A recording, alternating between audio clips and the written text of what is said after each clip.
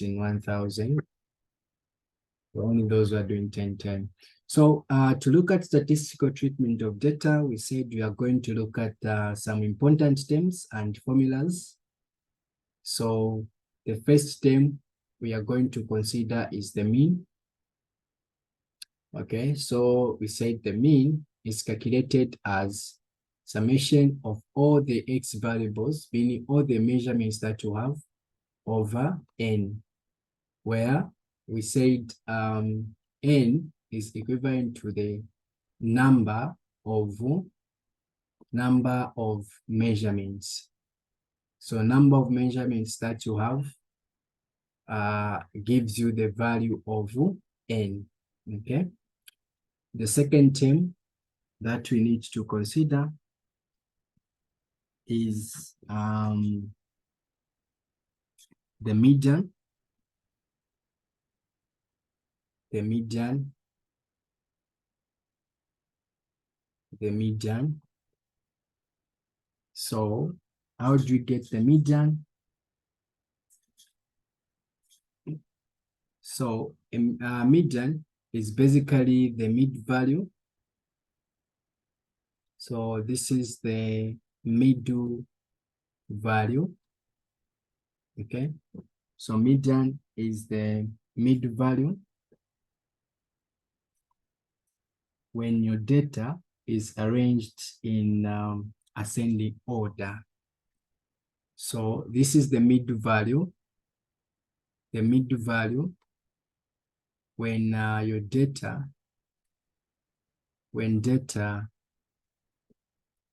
is arranged from smallest to largest. Okay, so after arranging, no matter how sophisticated your data is, you have to ensure that you arrange it in order, in that order from smallest to largest. Then you check which one is your mid number or your mid value. So that mid value becomes your median. Okay, so in case you have even numbers, okay, in case of you have even numbers, so for even numbers, meaning you have maybe 8, you have the total number of values, it's let's say 12.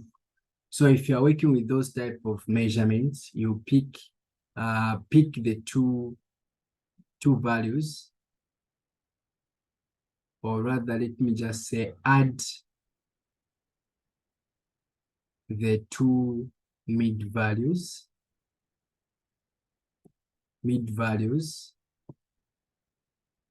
and divide it by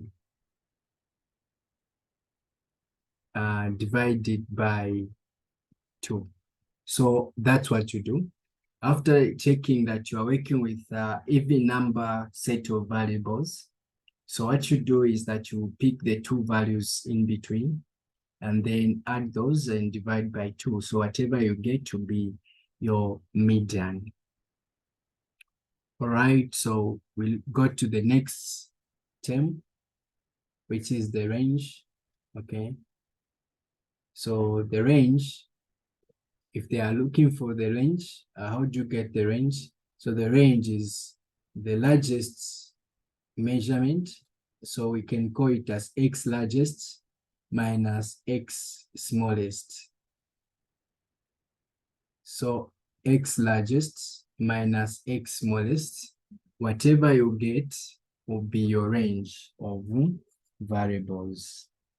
When we talk of the x, we mean the measurement. So x is equal to the measurement. So from the measurement, so again, the idea for the range is that you have to ensure measurements are in order. So again, your measurements must be in order again, so that you are able to see which one is your largest figure and which one is your smallest figure. And then what else? Well, the next component or the next term that we need to consider, which is number 4, we'll look at the standard deviation. Okay.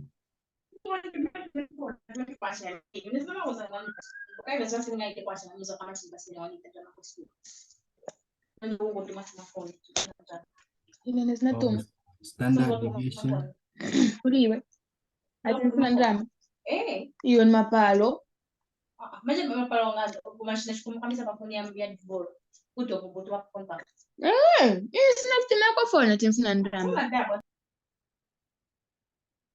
All right, so let's ensure that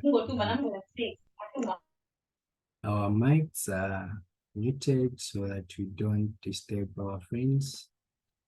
So standard deviation is given by small letter s. So standard deviation is given by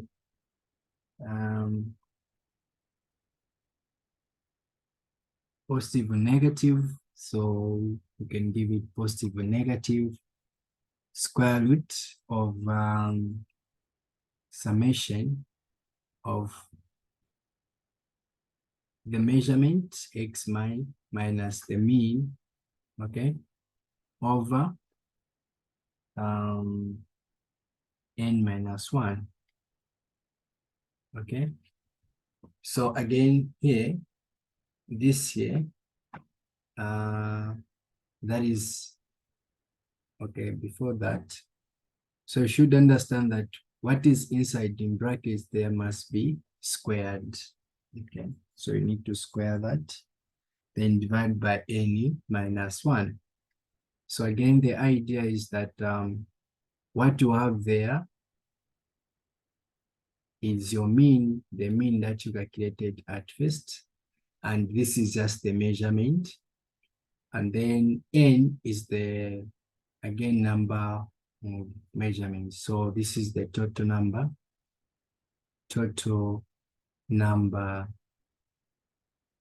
of measurements. So that's the idea there. Mostly, we should understand that for you to be able to calculate the standard deviation perfectly, remember that you cannot put things, all the stuffs, all the subtractions to the squared in that form in the same equation. So what you do is that you can form a table.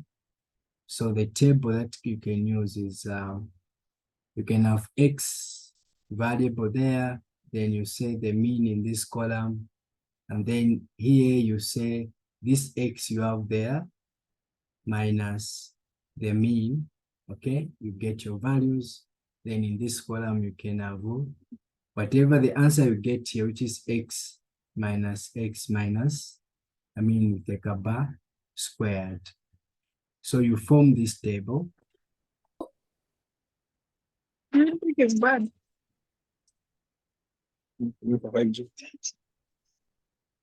Many years didn't doing connect rubbish.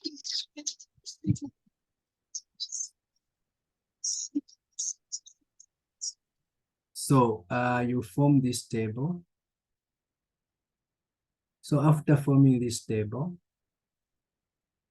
then you sum up whatever you have here, you add, okay, the value here. So once you add what you have in this column, you add here, then you pick this value that you get here and come and replace it where we have the summation of that at this point. So you can use this table so that you can get everything as your final value as the sum of x minus x bar squared. Then you come and replace it there and do the calculation. So that's how simple you can.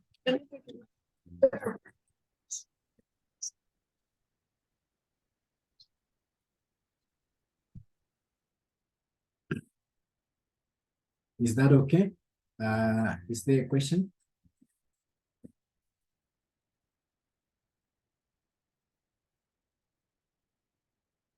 Are we clear? Any question?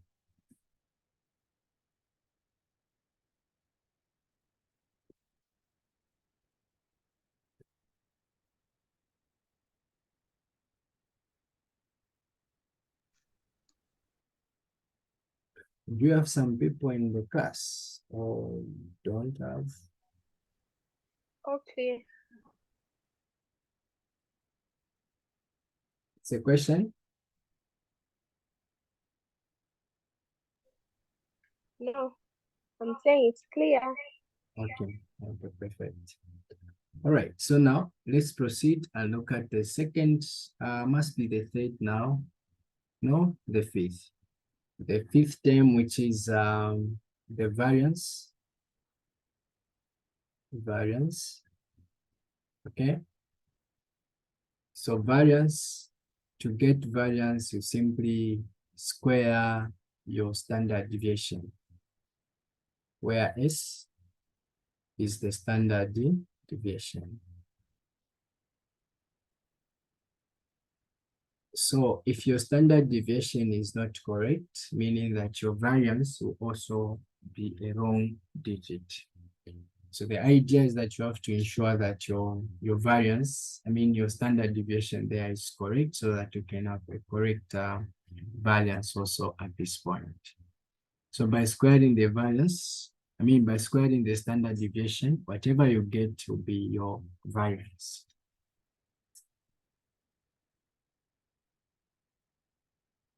The last one we can look at is, so the sixth term can be the relative standard deviation.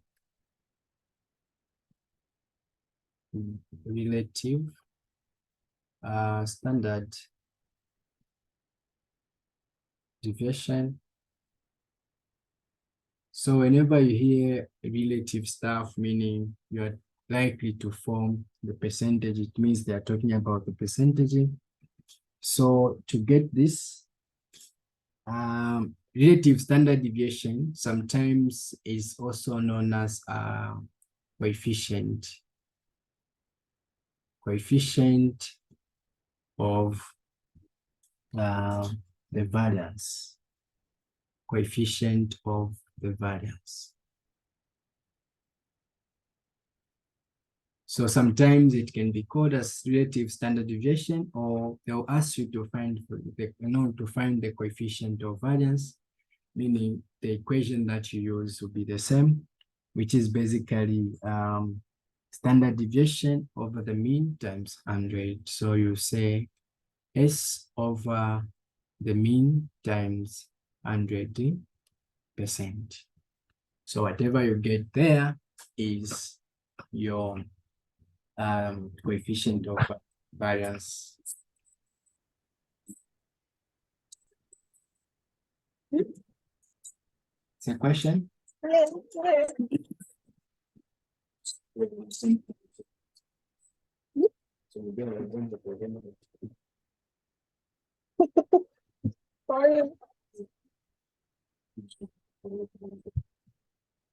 Okay. And then let's proceed. So the other thing that you can look at, you can check on your own is the calculation of absolute error and the likes. Well, we can now move on to other important tests which we are calling as, so the first thing we look at is the confidence limit. How do we handle confidence limit? I'm sure you have seen this question before. How sure are you at 95% confidence limit? What are you trying to find? What is it? So confidence limit actually allows you to estimate the range within which the true value of the mean falls. Okay. So this allows to estimate, okay, the range in which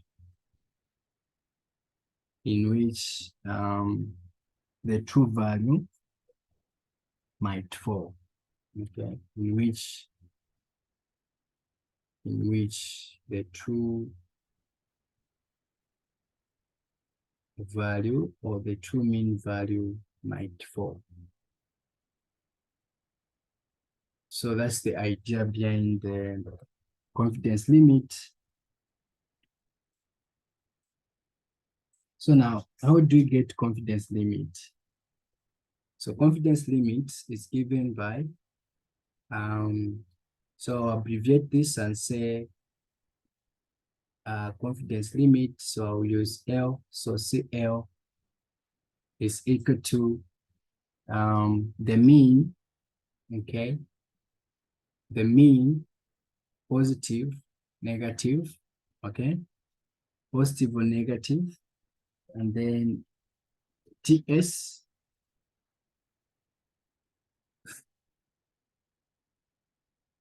TS over square root of n. Okay, so that's how you get your confidence limit. So let's try to explain the terms. Can I go to the next board?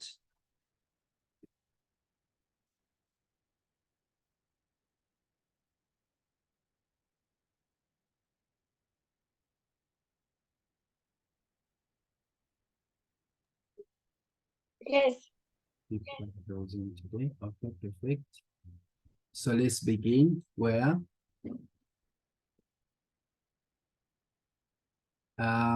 S is the standard deviation. S is the standard deviation. So again, my emphasis is that when you are calculating standard deviation, always ensure that you do the right thing, because if not, then all these will be affected, okay? And then N, again, this is the number of measurements. It's the number of measurements.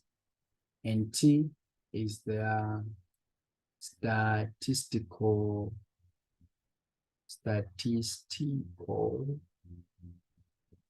value. Now, where do we get the statistical value? So the statistical value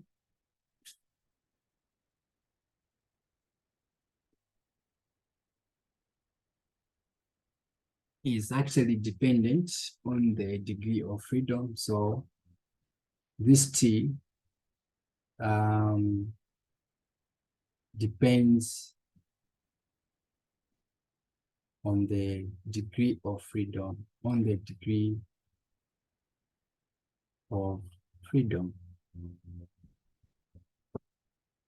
And now do we get this degree of freedom? So this degree of freedom is given by V. So V is equal to N minus C, 1. N minus 1. Again, N is still the number of measurements.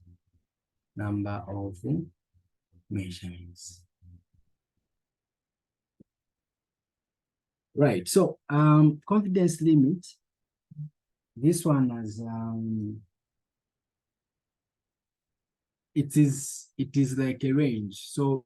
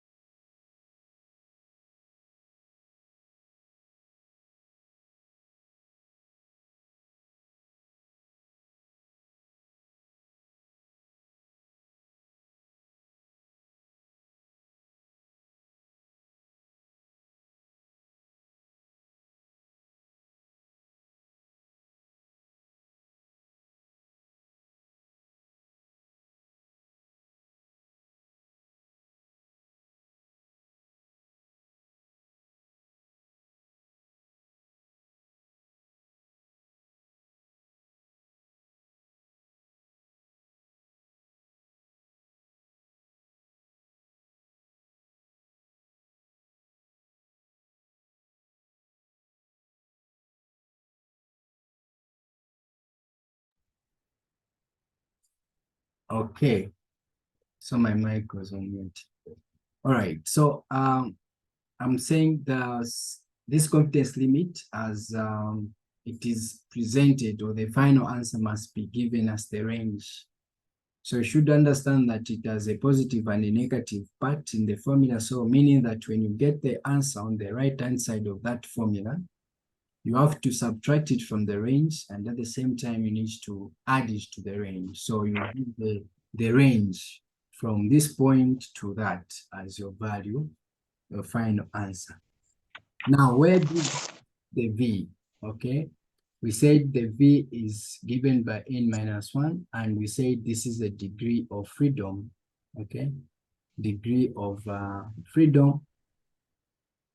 Where do you get it? So you get it from the statistical table for confidence limit. So I have shared with you in the group the tables, the confidence limits table. So from that PDF, you can check the table number 2.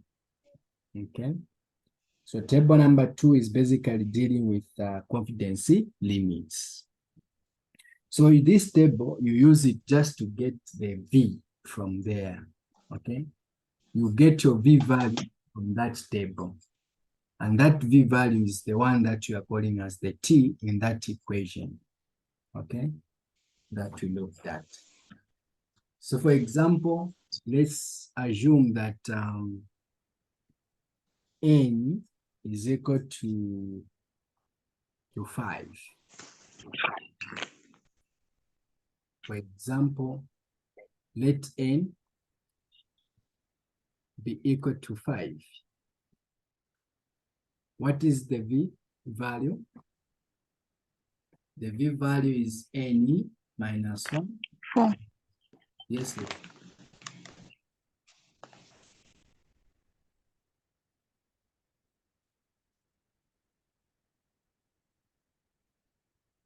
Is that a question?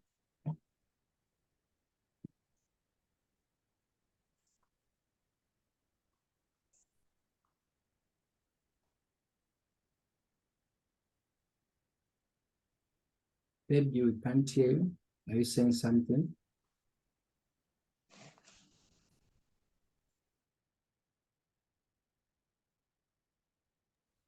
No, it's okay, sir. Okay. So we are taking an assumption to say let n be equal to 5 so that we can find V. So V in this case would be n minus 1, so it would be 5 minus 1, meaning that our V is 4. Okay. So from that table, let's go to where V is equal to 4. And then we want to check the degree of freedom at 95% confidence level. Okay.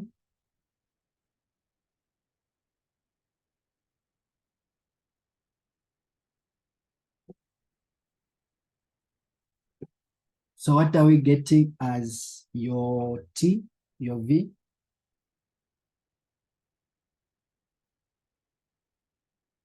At 95.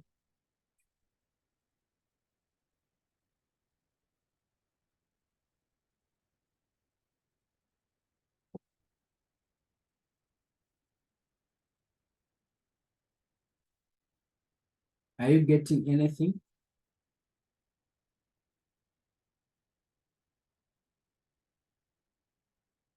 Or you don't know what is happening?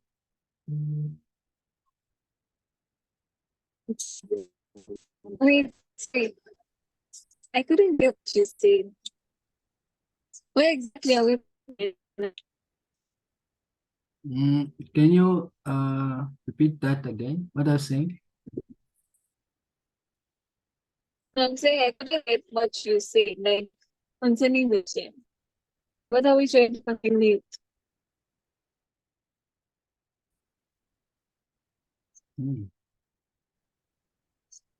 Is it my network or what's going on? But have you followed up to where we are? Okay, can you hear me now? Yes, yes. Yes, I have. It's just that I can't see the speed. What are we trying to calculate? Okay, we are trying to find the